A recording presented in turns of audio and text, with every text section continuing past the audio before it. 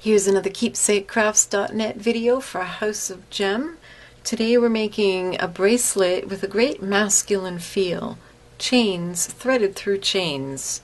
So to make this bracelet you will need a 7.5-inch piece of 3/4-inch link chain.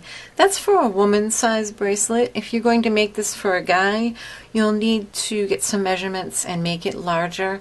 And make it larger than the wrist size. This is a thick bracelet, so you'll need more length to make it all the way around.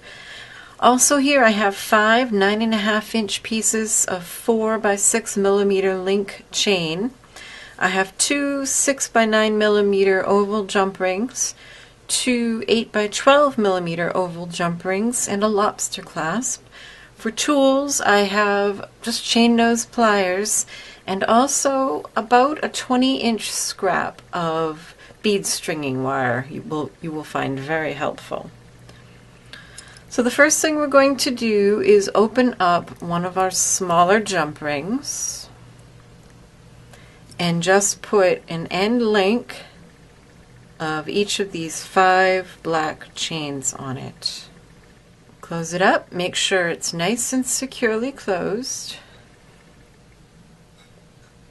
and then repeat to add your other smaller oval jump ring to the end links on the other end. Now if you do decide to make this a larger size for a man, make sure you up proportionately the length of the smaller chains and go for making them longer than you think you might need. You can always take off some of the links at the end if it's way too long, but it's a lot easier to do that than to have to add some back on. Next, you're going to make sure that you have your chunky link chain laid out nice and flat. That's very important. And then we're going to use this scrap of bead stringing wire like a needle threader. I'm just going to slide one wire through here. I have it folded in half, and this will pull the whole thing right through our chain.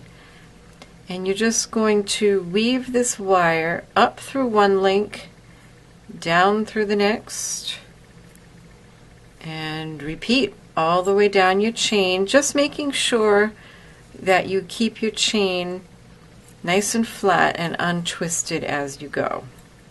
And if I was going to make this for a guy, I would probably use an even bigger chain here, like a curb chain, probably something, you know, straight, not so twisted, just something a little bit more plain and less fancy looking. But I suppose it depends on the guy.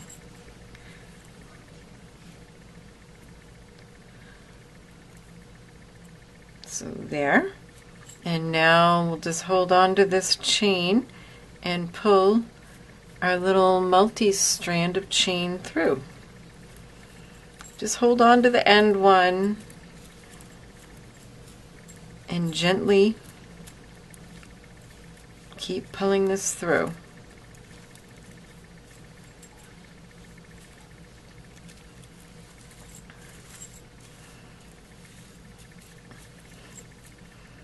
And once you are there, you can take out your scrap of wire. You're done with that.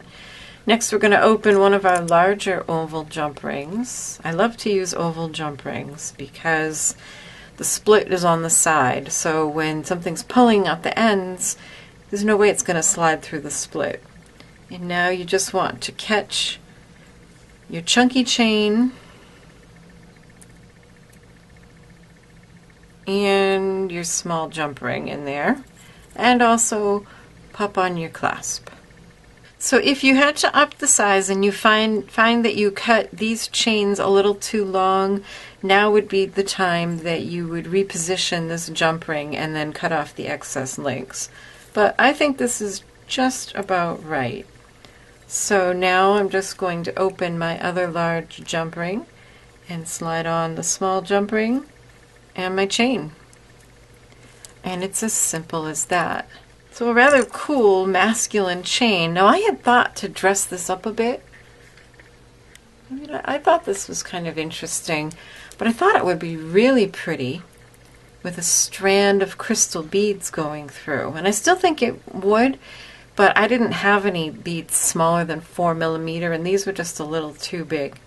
So if you had a strand of little bitty, like 2mm crystal beads, I think those would be pretty, mixed in with one of your chains. And you would just string it like we often do with a crimp and a crimp cover and a wire protector, and string on your beads. And what I did down here, I was planning to do this, but these are just too thick.